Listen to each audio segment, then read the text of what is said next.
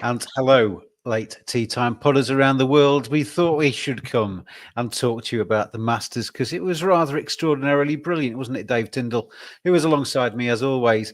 We're all sports fans. We like a bet. We like our bets to come in. But what we like probably more than anything is watching somebody who is rather good getting pushed to the limit, bouncing back, and coming out triumphant. It was basically a Hollywood script from a lad from Hollywood. It was, yeah, and he's been trying so long to get that green jacket. So you kind of knew that it wasn't just going to be a 10-shot win and he'd cruise home. It was always going to be drama-filled. But I don't know, I was thinking about this. It's like if you're playing a video game and you sort of get hit and your bar, your life bar goes down. I think in that final round, one more bad hit, and I think he was sort of gone. He was just out of the game over. Because he made so many daft mistakes mixed in with the brilliance that, that shot, that towering iron, that sort of looped round on 15, that gone in the water, he's absolutely gone. 17 of it maybe gone in the bunker, he's gone. There was just a lot of moments in that round where I thought, oh, you're really on the precipice here of just going up in smoke.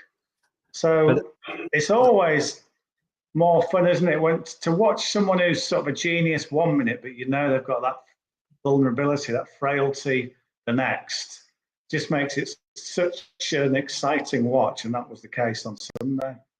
Not everybody that plays sport like they are as a person, but I get the impression of Rory McIlroy, his character is such that his golf kind of represents who he is as a person. Highs, lows. He's not frightened in interviews to show the emotional side and the vulnerability sometimes. But it was, that shot on 15 you just mentioned was just, I was just watching that.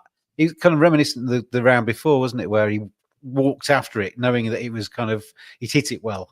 And that was just extraordinary. He must have put for an eagle, but got the birdie. But that, we build it as Bryson, this is Rory. Bryson fell away, really. Bryson had his chances, but he wasn't playing great golf. And it led the pack, because Rory hadn't gone away, it led the pack, obviously headed by Justin Rose, but there was a few others. Patrick Reed had a chance. He had a short putt for an eagle, which ended up being a bogey. He'll look back at that and think, if only. But there was so many things going on. Yeah, Ludwig Ober was tied for the lead, wasn't he? I think when he walked to the 16th tee, he was tied for the lead after McIlroy had come back. Yeah, Reed. He had putts galore. He had chances all the way through. Yeah, he did, didn't he? All the way through. They're on the commentary, and he's missed another one. In the end, he finished 7th, which is, if you look at the bare results, you'll think, I believe he might have had a middling week. So he was 7th. Xander Schauffele was 8th. Xander Schauffele was never seen, but Ober was a big part of that story. So, from our betting point of view, obviously Justin Rose first round leader tick. We both talked about Rory McIlroy in the preview. I fancied him big time. I backed him, and so I was very happy that he got home. I was disappointed for Justin Rose, but he was not the villain, but he was the support act, wasn't he, in that story? But we had Patrick Reed. You mentioned him as an outside pick, as a best live player. I know a few of the people that watchers were on him. So all in all, we were well ahead at the end of the week. Yeah, it was a good week betting wise, yeah. And we started talking about Rory, didn't we, when we did our preview? And there was talk, and I know you followed it in, of Matt Cooper, who's been on this podcast. Yeah. Had played the 200 to 1 that Rory would win 3 majors this year. Yeah. On the basis that if he gets this one, his confidence will be through the roof. And you've got 2 to come. I had a little bit of Quail Hollow. You've got Quail Hollow to come, where he wins all the time. You've got Port Rush's home track. Yeah, obviously for that bet, which I followed Matt in with, you pretty much needed him to win the Masters, because as you said, if he'd, in a parallel universe, the Rory McIlroy that lost on Sunday is basically, he's bounced back, but that would have taken some bouncing back from after the chances he had. The Rory McIlroy that walks out of Augusta onto the plane and goes home is one that is basically, you could almost see the weight of 11 years kind of drift off his shoulders, and you could see the emotions on the 18th. And then as he walked up and he got bear hugged by Shane Lowry, but you could see him gradually as he went through the process. I mean, I was up till about 2 o'clock watching it all, and his interviews, his press conference, everything like that, the Buttler cabin, you could see all of that that kind of pressure over 11 years had been released, and it was being replaced by pride, joy, and wow. And then there's been all of the Instagram videos of him walking around all of the green jacket areas at Augusta that he's not been allowed to go in before. He's been asked about preparing his meal for next year and what he's going to serve up, and he's obviously given, he said he needs time to think about that. But he's told Scotty Scheffler it's not going to be burgers. All of these things that he's basically dreamt of as a kid, he said his dreams have come true. And Shane Lowry did an interview where he said, I've never been more pleased to see somebody else steal my dream almost, because he was obviously wanting to win. But for his mate to win it was absolutely exceptional. He said every time you talk to him, and he's obviously talks to him a lot, they live close by and they socialize together.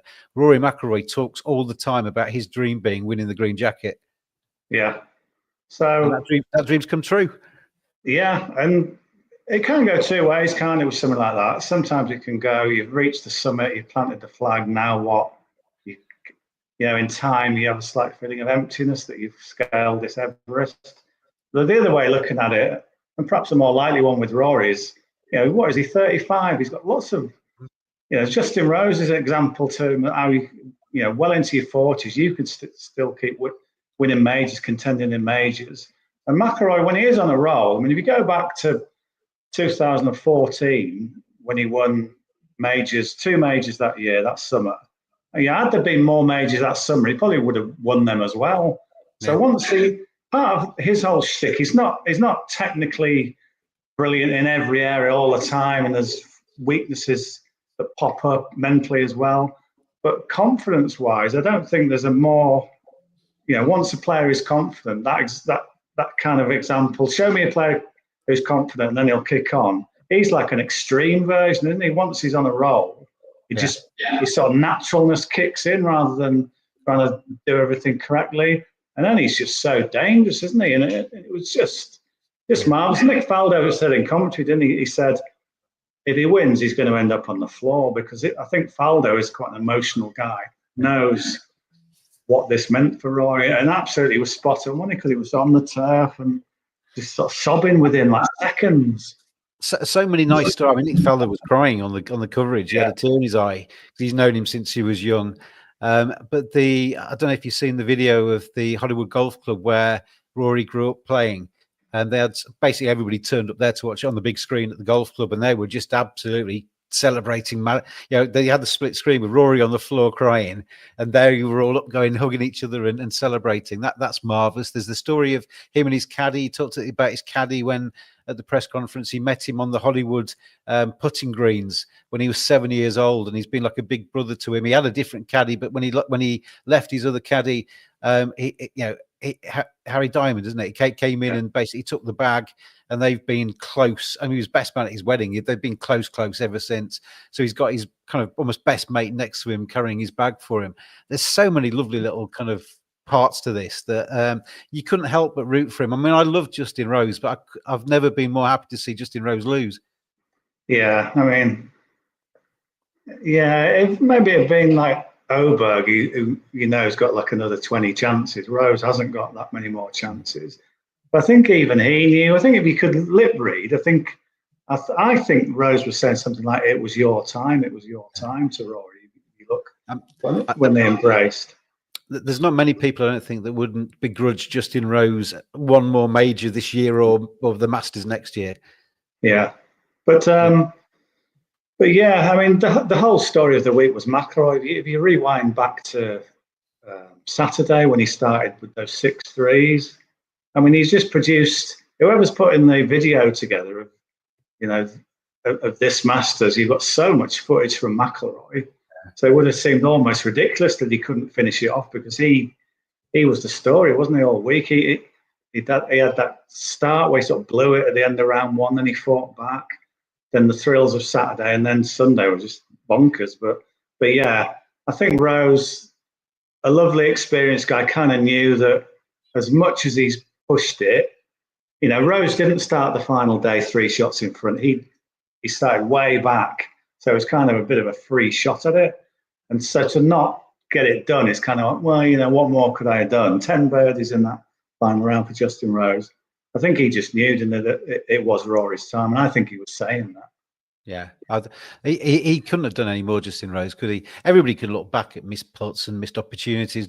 Rory McIlroy can look back at as many as anybody else as well. I mean, in the press conference, somebody came up with a stat that he had, was it 33s or something on his cards during the week, which was right there in the stats. But he kind of fired back with, has anybody ever won with 4 double bogeys on their card? Yeah, they have.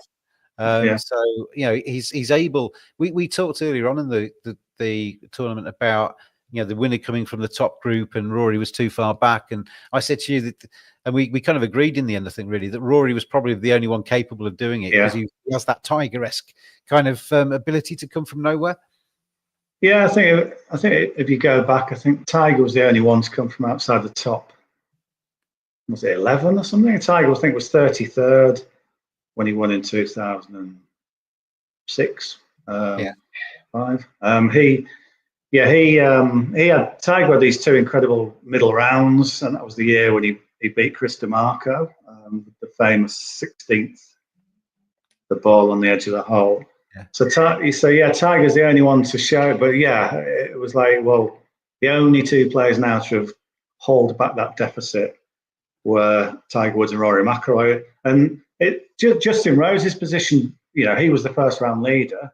He made the playoffs, so it did sort of play out really that those who get a fast start have got a great chance, because Rose could kind of afford to dawdle a little bit in the middle rounds before hitting back. So it just shows if you get a good first round under your belt, you can still be in there, and Rose showed that definitely.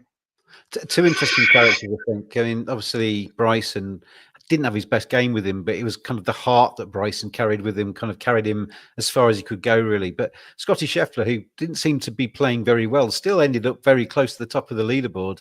Even an off-form Scotty Scheffler is still more than capable of being up there towards the top end of majors and stuff. We'll certainly see more of him as we go through the other 3 majors this year. Did you hear the story as well about, I think it was Angel Cabrera, who had been Rory's playing partner when he was 4 clear in the Masters when he was only a kid, and Angel Cabrera put a little note in his locker ahead of the final round. He opened his locker and found this note in there saying, good luck, this is your time, or something, kind of almost like, I was with you before, you can do it this time, which was quite nice. Yeah, I'm not sure Angel Cabrera's got too many fans at the moment. Did you? There was a question actually asked of the chairman at the press conference, was how can you have him here? And the answer was, well, he served his time basically, and he's, you know, but anyway, it's not the happiest of tales, is it? Is there anything else you want to say about the Masters before we move on? Because I mean, we could be on here for 3 hours talking about the Masters. There's just so much to talk about, but we do have RBC Heritage to talk about as well. Yeah, I mean, I watched it again, the final round yesterday, and just, it's almost almost a relief just to be able to watch it, knowing what happens, and knowing that when Rory dumps it in the water on 13, it's not the end of the world. He's just, I've seen this film, he comes back, but at the time it's just like, what have you done? What have you done? Just, it's absolutely essential. I don't think I've ever, in any sport, been so engrossed in something for a full weekend, because they say the Masters starts on the 10th on a Sunday. But this one didn't, did it? This one started when Rory came out the traps on Saturday, and it never slowed up. It was just absolutely engrossing. Yeah.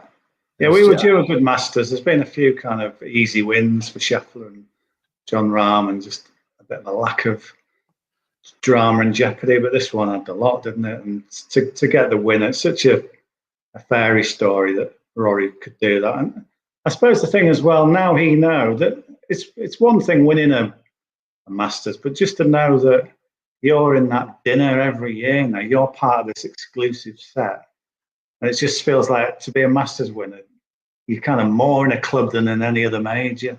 Yeah, so it's almost like some of the people like Justin Rose, Greg Norman, they almost need to give them honorary membership, don't they, because they've been so close, but you can't do it. It's a prize that only the winners get. That's the thing. Yeah, you've got to win it, or you're not in the club, kind of thing. But yeah, so it'd be fascinating to see what Rory does from here. He's obviously segueing into the Heritage this week, he chose to not enter that event a while ago. He's not just pulled out on the back of his Masters win. So, yeah, when he next tees it up in an individual event, he might have that Zurich pairs thing. But when he next tees it up, or maybe just in a major, you think, wow, how's he going to react to that? Fascinating. Oh yeah, he said he was going to go home. I think he basically, his parents were back in Northern Ireland, and I think he's going to get on the plane and go and see them because, all sports stars talk about how important their parents were to them, especially when they were young. And I saw his interview actually after he missed out before when he was only a youngster with that 4-shot lead, and he was talking about how he felt initially he let his parents down. Probably thinks he's repaid them a little bit this week, and probably goes home and has a couple of Guinnesses with his dad, etc. Because I'm sure they were jumping around wherever they were. Yeah, I did wonder if they would be there, but obviously they weren't. Because obviously Jerry McIlroy plays with Rory in the Dunhill Links, a fair golfer himself, but they weren't there. You could see Rory's lips started quivering as soon as he started mentioning them, didn't he, in the Buttler cabin?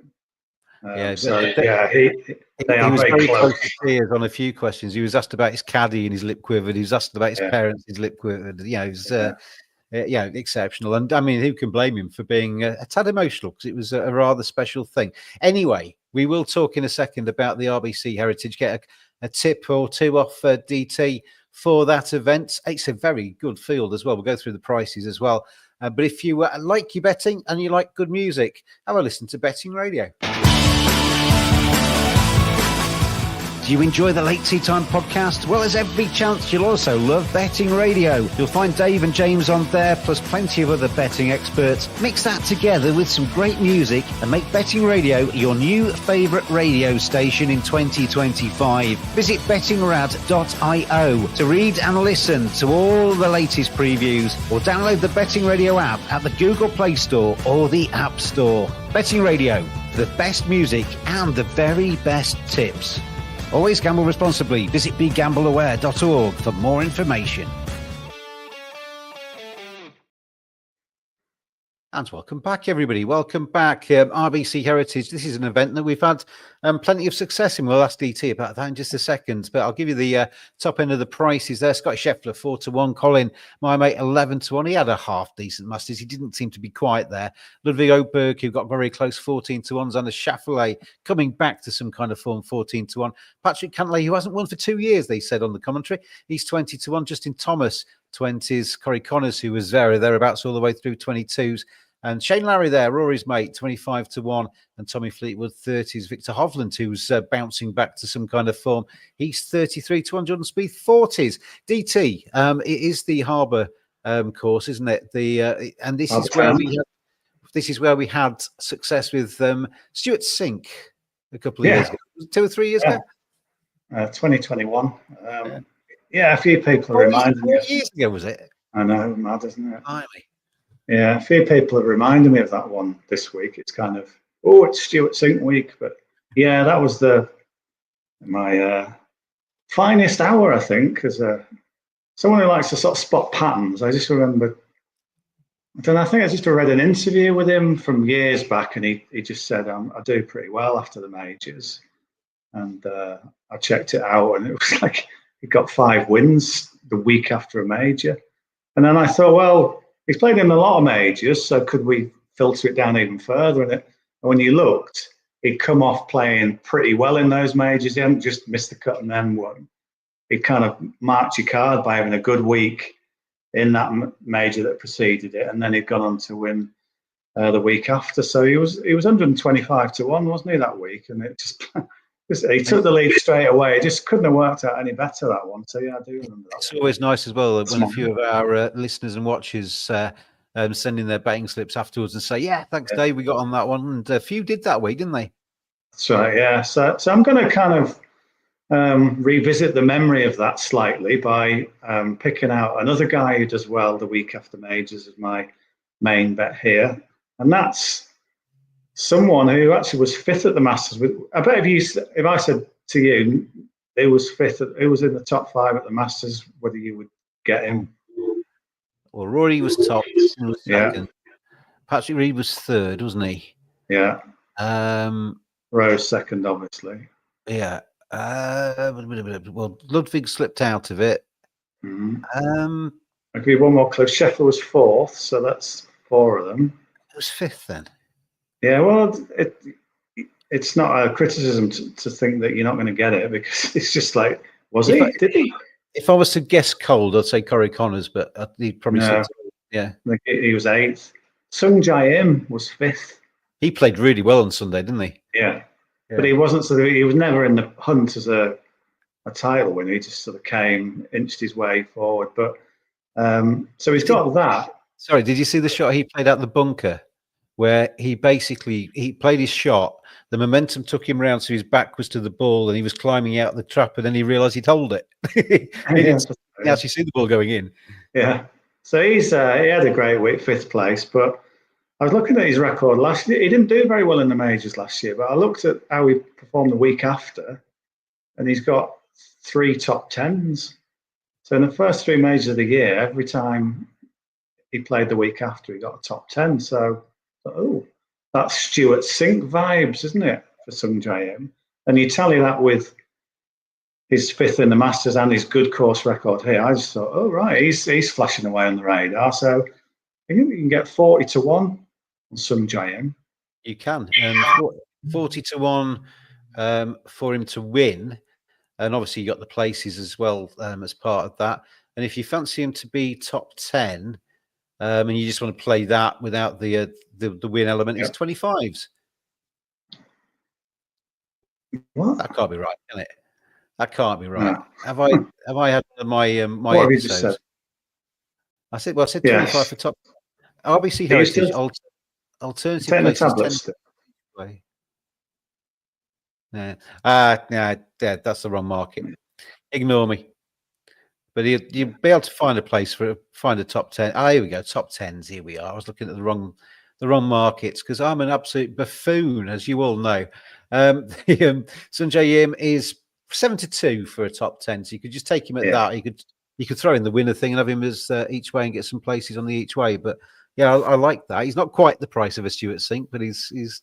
Yeah, he's got the kind of he's got that kind of history of Stuart Sink without it being quite spectacular. But yeah, so he was he's going to be the main bet, and then I've got a treble as well of 2 balls, or 72 old match bets, I should say. Just before you go into that, Justin Rose is scrolling across the bottom of the screen, 66 to 1. Yeah. I would usually think that somebody that had been so embroiled in the hubbub would basically be fried and not. I don't think he's that kind of character. I think he's going to take quite a lot from Augusta. Do you reckon that 66 is worth touching or not? Well, I mean, if he wins this week and you look back and you think, how on earth was he 66s? But there's a lot of history to suggest he will have he's going to breathe out. But, you look back sometimes. I remember when Bernard Langer missed that putt at the Ryder Cup that cost Europe, and he won the next week. So there are examples of players, contending heavily, a lot of, you think, mental burnout, and they still come back. So it's kind of there, isn't it? It's not for me, but, so not an official tip, but just to notify people that he's a you can mention it. Yeah. Anyway, your Acker. Yeah, so it's 72 all match bet Acker. Sometimes you look at these and you think, well, these are pretty well balanced, and I can't quite get an angle on them. But there's a few this week that I like. So first ones, again, these are 72 hole match bets. I'm going to take Daniel Berger to beat Min Woo Lee. Berger is the favourite to win this, about 8 to 11. This is with Bet365. He had a decent Masters. I think he's second best Masters without being spectacular. And he's got a solid course record. You can see why he might like this sort of place. It plays well sort of by the coast. Plays probably his better golf when you don't have to smash it miles. So he looks a good course fit. Had a good week without expending a lot of mental energy at Augusta. Whereas Min Woo Lee, he won in Houston, and I think a few people, including me, thought he might go well at Augusta, but he didn't. He fell away. I think it was 49th in the end. I think got a penalty shot. He was just, it's almost like he'd got his big win the week before, and now he was just a bit kind of cooked for this. And I just don't think this course suits him at all. You think of the contrast to this tight, twisting course that to the one-way one in Texas, it's chalk and cheese. So I think Berger to win that one. Then there's another 72 hole between Sepp Straka and Robert McIntyre. And you think, well, both are having good seasons. Straka particularly, I think he's second only to Rory in the FedEx Cup. Straka both missed the cut at Augusta. McIntyre with a pair of 75s. And Straka, yeah, he missed the cut too. But if you look at it a bit closer, on the Friday, he had a poor first day, I've got to admit, but on the Friday, he had one of the absolute best rounds of the day going. And he just got to the last and he bogeyed 17. And then he sort of slipped when he played his shot on 18 and took a 7. So he went from someone who's having a brilliant Friday, could have kicked on the weekend, to suddenly, you're out, mate. So I think that was just, he'll be chomping at the bit to get going again. And in the last 3 years here, he's got a third and a fifth. So Straka loves this course, loves shaping the shots. Whereas McIntyre, you'd think he might do all right, but he's done nothing so far here. So Straka, I thought, was a good bet. And then the final one, Patrick Cantlay to beat Justin Thomas. Thomas, yet again, underwhelmed at Augusta.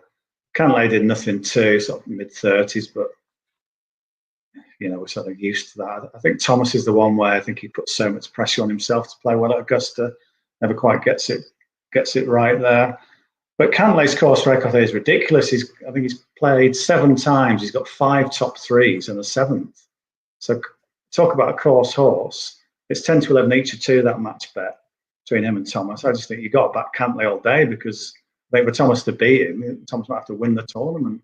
Right. So Straka, Berger and Thomas, that treble is just over 5 to 1. 5 to 1, nice. Add that to a win on Sunjay Im, and that'll be a nice week as well, wouldn't it? So hopefully that'll do well. Just before we let you go, and I let myself go as well. I'm allowed to go. That question that I put as the title of this pod was Masters 2025 the best ever, the best major ever. Do you reckon it's got to be up there? But I can't remember anything that's had me captivated like that. No, because it's a story. I mean, the story is brilliant in the sense that here's a guy who's tried to win so many times, and he does so. So that makes a good story, whatever. But he could have achieved that by leading after round 1, being 3 ahead after round 2, 5 ahead after round 3, winning by 7. But it didn't happen that way. It's the manner in which it happened was just as big a part of the story as him winning for me. It's just that, I said this on X. Rory had talked about trying to be more like Scotty, just playing solid percentage golf, and he was more like Rory than he's ever been. When it came to the crunch, he kind of reverted back to type. Leopard never really changes its spots, and McIlroy was, it's all so appropriate. If he was ever going to win this, it would be absolute roller coaster thrills and spills. And it's just part of the story, that the fashion, the manner that he achieved it in. It was just like classic Rory, no easy ride, but it made it that much more thrilling at the end when he won. I thought exactly the same thing as you just said there, because I looked back at the clip that I did of us tipping Rory, because I retweeted that at the end and said thanks for watching, we've had a good week. And we both said on that he's playing sensible golf. He's being more like Scotty Scheffler. He's doing all this kind of stuff, and he was harum scarum for easily the last 36 holes. But it makes it entertaining. It makes it blimmin' good to watch. And he's joined a very, very elite club. Gene Sarazen, Ben Hogan, Gary Player, Jack Nicklaus, Tiger Woods, and Rory McIlroy. That is elite company to be in. They are guys that when you're kind of going into golf shops, when I was younger, Ben Hogan was on the bottom of golf clubs. These are guys that kind of made a massive mark in their eras, and Rory's making a massive mark in this one, isn't he? Yeah, he's you can't take it away from him now. He's done it. He's joined that elite group, and Faldo was just sort of saying, well, Faldo won 6 majors, but Rory even though he's only got 5, just the way he spread them around, his feat is more impressive. But who knows, for your bet, what was it, 200 to 1 that he wins 3 this year? Yeah, no, I was going to say, as long as he wins another 2 this year, I don't mind. Yeah, so Rory could have 7 by the end of this year. He'll be rich, so will he. We're all happy. Myself and Matt Cooper will be dancing in the aisles if he's when he holds the putt to win the third one of 2025. Let us know if anybody else kind of heard that bet and thought, yeah, I'll have a little bit of that, because both myself and Matt are on Rory to win 3. At least 3. They could win them all, but at least 3 of the 4 majors in 2025. 200 to 1. So yeah, I just thought I'd have a little bit of a nibble, because it was a bit of a fun bet, and it's even more fun now he's got one under his belt, and hopefully he's thriving as a result of that. DT, thanks as always for joining me on the Late Tee Time podcast. Thank you for all your messages. Thank you for everything all the way through Augusta Masters. We got loads of messages, got loads of likes and shares and subscribes. Please do that on our YouTube channel. Please like and share and kind of big us up and help us out on the Late Tee Time podcast. And we'll see you again very soon indeed. Thanks, everybody.